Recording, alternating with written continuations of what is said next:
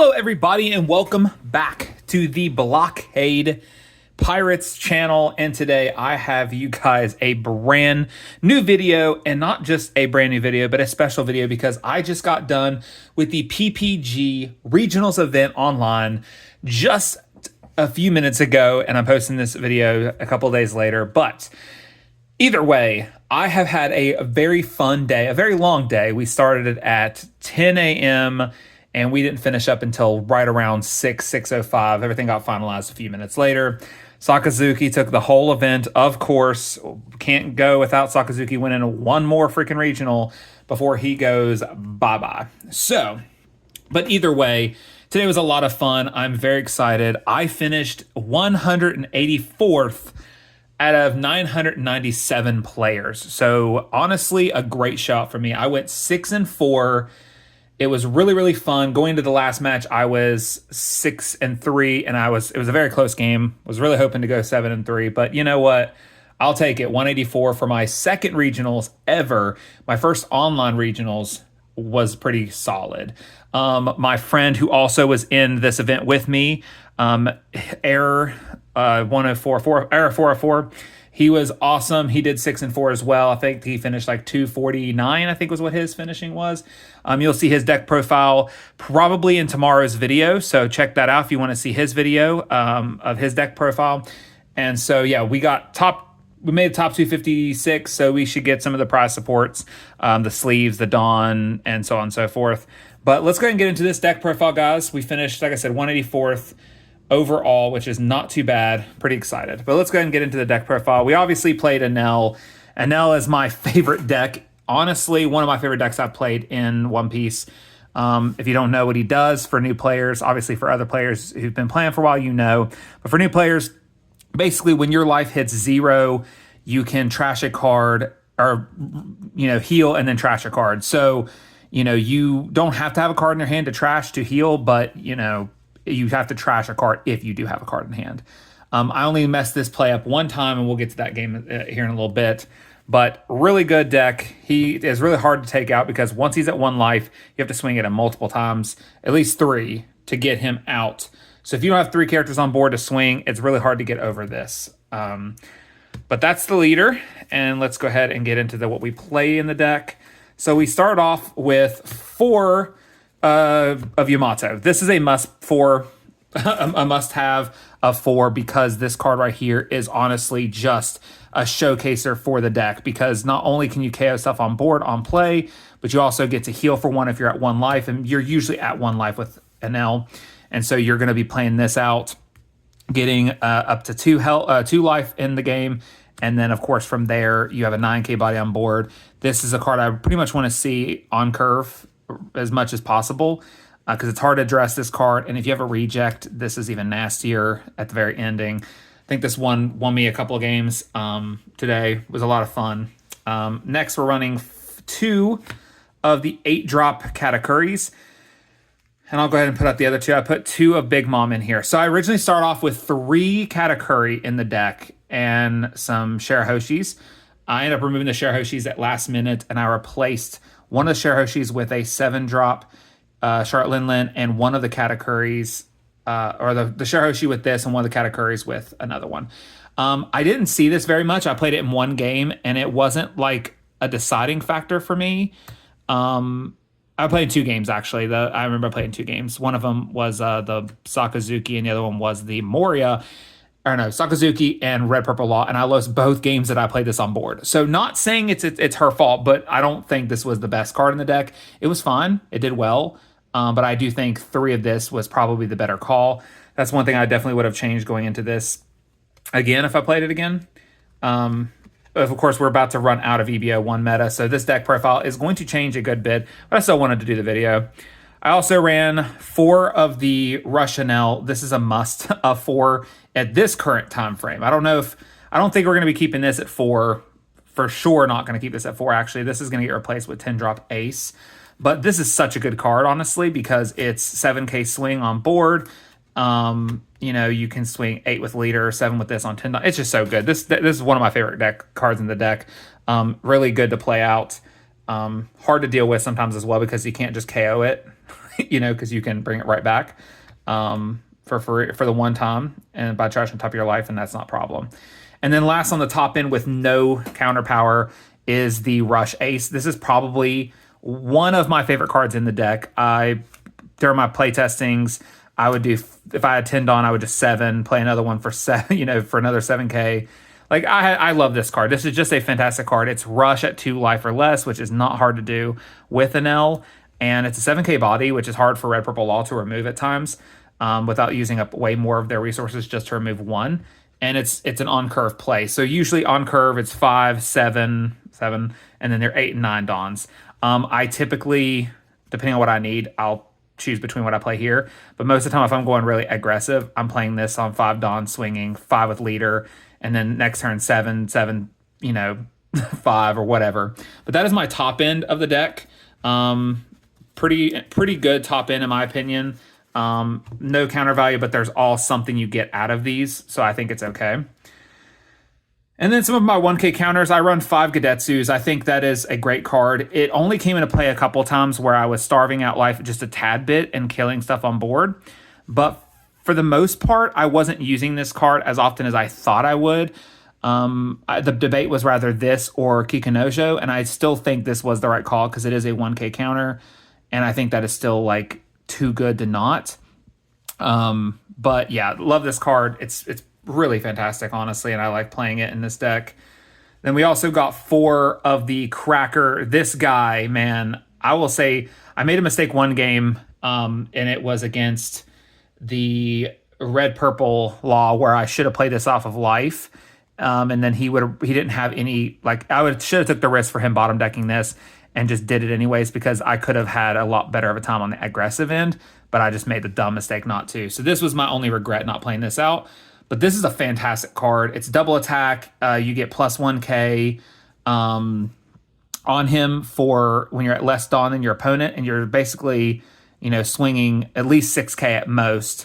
But if you or 7K at most, or at least, 7K at least, and then you're also doing double attack, and you can play him off of life, so it's a good trigger card.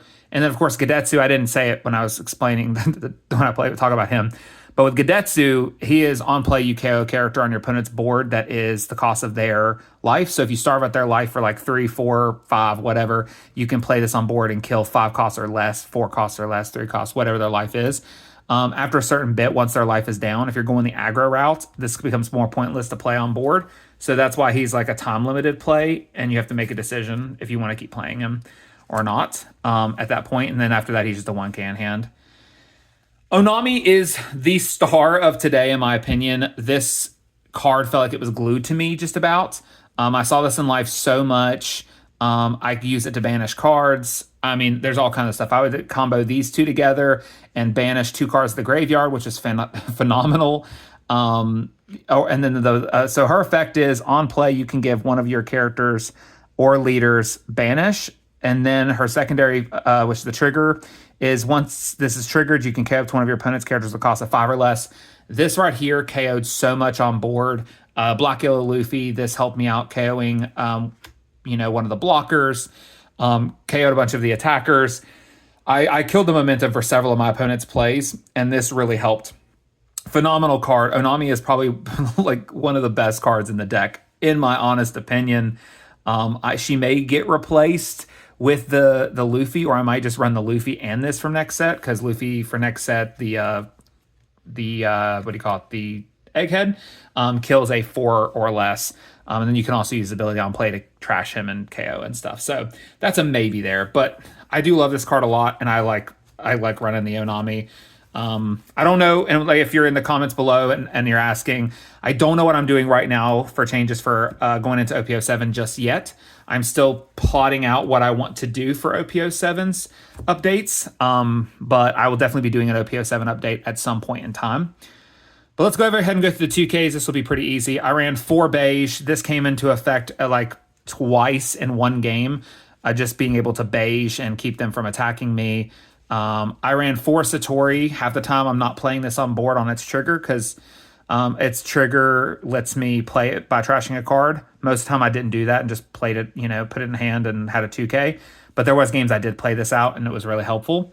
For those who don't know, beige is basically, its trigger is you can choose up to one of your opponent's leaders or characters and they can't attack. So you stop their momentum, they can't attack you, and it's really nasty, and sometimes it can win you a game. And then my last one is Hiyori. So some people played Flambe versus Hiyori. I personally like Hiyori more because you can play it on your 2-Dawn turn, stack your Cracker on life. Yeah, so getting the Cracker off into your life using Hiyori is just super good. Because if you do that, you get a, yes, you're losing a 2K on board for playing it, but if you, depending on what your opponent's playing, if you have an A-drop Katakuri later, you can put this right back in your life. Just depends on what your opponent plays, depends on if this stays on board or not. But I think just getting the Cracker off of your life using this sets it up, or you could set up anything, Onami, beige, whatever. I use this actually to set up an Onami and a Cracker in my games, and the Cracker setup was the best one. The Onami actually didn't work out the way I wanted it to.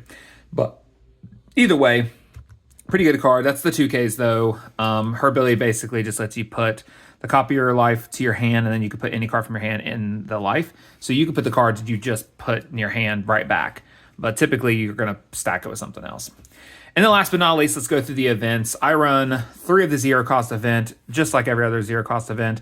It's the main abilities. You can trash a card to do 3K added to your attack for counter. So you go up to 8K, set, whatever, protect yourself.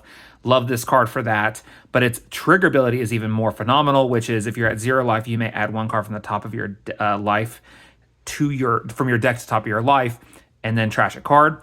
I misplayed this one time. I should have put this in hand instead of playing it, but I played it out from the trigger, and I lost the reject out of hand because my ability also kicked off. It was just a bad decision. But otherwise, it's a really good card. It's protective value, but if this is the last card in your life as Enel, boom, you're back up to 2 life, and it's so nasty sometimes. Of course, we're running 3 of the reject. This card is getting banned after today. Pretty well, not necessarily after today. It's this, the 21st, so next weekend's tournaments, which is pre-release for me. But any normal tournaments, this is banned for, so you cannot run this card anymore after the 21st, which is the same time that Sakazuki's getting banned, as well as Great Eruption. This card is phenomenal, though. I'm glad it's getting banned because it is a really, really dumb card, because I can choose to KO one of your 5 costs or less for only 4 Dawn, or I can make you take the top of your life and put it in your hand.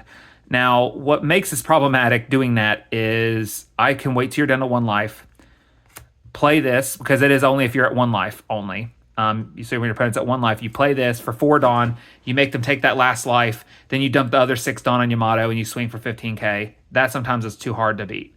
That's hard to get over top of, and this did help me a couple of games. Sometimes it didn't feel like it was helpful, but it helped in a lot of games. Then, of course, I run 3 of the 200 million volts Amaru. This one, if it's in your life, you can take it, trash 2 cards from your hand, and heal. But its other effect is you can give a character plus 3K and rest a 4 cost or less. This is helpful in the 4 drop blocker. There's a lot of 4 drop blockers in the game, so this is a very helpful card. But at the same time, I feel like every game I played today, this card was never helpful. And I didn't really, and there was one game I think I used it just to get an 8K swing instead of a 7K swing. But that was the only real use I had for it today. And a lot of other times I was trashing it just to keep from, for ability and stuff. So that was the one thing I will say I didn't like about this card, was it sometimes felt like just not useful. But it's still a good card. Just today's games didn't feel like it was a helpful card. And then, of course, Kingdom Come is a great card. I will give it that. It is a 6 drop card, so pay 6 cost to play it. You KO anything on board, and then you trash your life until you're at 1. So if I'm already at 1, I don't have to do anything. I could just kill something for free. This kills 8 drop Kid for the Uta games. This kills 9 drop Yamatos. This kills 8 drop Katakuris. It kills anything. So I killed a Moria with this. I didn't play any against any Utas, but this really helped me against that the Kid issue where you just have an 8-drop Kid and you have nothing to answer for. But there were sometimes I got this card and it did not help me one bit. And then its trigger is you can catch one of your opponent's characters based on the life of your opponent's, which was helpful at times. But I always figured I got this card way too late and it wasn't helpful in my games today. But I did use this a couple times to kill some big boys on board, and I think that is its purpose. It may be one of the first cards to go going forward into OPO 7. But that is the deck profile. So real quickly, though, I want to go over my matches. I didn't record any of the matches because I just didn't feel like that was what I wanted to do today. Plus, my computer was having some issues, and I didn't want to like fight with that. But let's start with round 1. I was paired with a Moria, but he had camera issues and computer issues and had to drop, and I wasn't able to play him. So that was unfortunate, but I got a free game 1 win that way. Game 2, I went up against a Moria, and this time I actually played the Moria. I played Cracker on Life. I got a double attack off. The guy was very new to the game. He had literally been practicing 2 weeks prior with his Moria, so I felt like that was probably not good for him to, at that point, to have only played a few games. But he was really chill. All my opponents were really chill today. Honestly, I think it was one of the best experiences I've had in a regional out of the 2 I've played. The first one was really rude players, honestly, but my online experience today was phenomenal. I will say with the second game with the Moria, he didn't get any of his Morias, like his 8-drop Morias on board, and I just rushed him down really bad, and he was not able to stop it. Game 3 was my first loss against the mirror match. He just kept playing out big boys on board and building up a lot of stuff that I couldn't deal with early on, and he just had way more heal, way more big board, big characters on board, that it wasn't going well for me. But I did do a weird thing where I rejected after, and I only had 1 swing left, and it was a stupid play. I think I was just frazzled at that point and just kind of was like, oh well, I lost. Game 4, I played another mirror match, and I won that one going 3-1. I won for the reason that my opponent beat me before. I was able to get a lot of big boys on board. I had 11 cards in hand at one point, and they just could not keep up with that kind of play style, and it was a struggle for them. So it was basically me from the game before. Round 5, I played a black yellow Luffy, and this guy was really good, really fun. He made one bad mistake by swinging with his 2 blockers when he only had 1 life left, and I had 2 attacks. So I felt like he really got into his own head and just made that bad mistake. But I won off a reject. I rejected the life, and then I just swung for really high, and he couldn't stop it. Round 6, I went up against a Law, and I lost again, going 4-2. Just too much aggro on his end. I had no heal. I had no aggro of my own. It just was not good. And that was the game I made the mistake by not playing out the Cracker off of life. And then round 7, I went 4-3 for my 3rd loss of the day, going up against a Sakazuki, and it was just Moria, freaking everything I played he removed. I still was really aggro. I got him down to 1 life within like 6 dawn for me, but just could not get the momentum at the end, and he was really good with the Sakazuki. And glad to say Sakazuki's gone now, but yeah, that was a rough one. Game 8, was supposed to go up against the Law, but he checked the time and realized he was supposed to be at a dinner for his father. So he ended up dropping before he even got started. And so I went 5-3 because of that. So going into round 9, I was 5-3, and I played up against a Sabo. This was a very fun game. The dude was super cool. I had such a fun time with playing against him. We talked about his build. We talked about how fun the card game is. I won pretty decisively in that one. I had 2 Katakuris on board, 1 Enel, 1 Yamato, and he just really could not take care of my board at all. And then round 10, I ended up going 6-4 in total, losing my 4th and final game of the day in round 10. Dude was playing Moria. He had such a good board. I made a lot of mistakes. None of the mistakes really would have mattered in the end for my victory. But I did make a lot of mistakes in my last game. And one of the biggest mistakes was I just was not, like, I was killing his Absaloms on board instead of and letting him recycle the KO stuff. And then I was not just doing what I should have done that game. It was really bad. That was a game that I did the mess up with I should have just took the 0 cost, put it in hand, because then I could have rejected and did more. But yeah, it was just a bad calls on my part in that last game. But 6-4, I'll take it. I still finished, like I said, my overall score for the whole day was 184 out of a total of 997 players. So I'll take it. I'm pretty happy about that. But thank you guys for watching today's video of my deck profile. I love Enel. I've been playing this deck since set 5. It's one of my favorites. Won 8 total local tournaments with him and did really well getting to top 184 today. So I can't be more proud of this deck, honestly. It did me good today, and I had some really fun matches. Really good opponents who were just fun to play against and made my whole 8.5-hour experience really good. But thank you guys for watching today's video. If you liked and wanted to see more of the content here, please comment below, like it, subscribe, all of the above. Comment below what you think of Katakuri. Comment below what you think of Sakazuki going out of the meta and what's your thoughts of Enel and where his place will be going into OPO7. Obviously, I think he is probably one of the tier 1 decks next set to deal with, especially with that Rush Ace. But if you guys want to see how my friend did, Era 404, come back tomorrow. Check it out. We'll be doing a deck profile of his Law, where he finished, I think, 249 was where he ended up finishing overall. But thanks for watching. See y'all next time.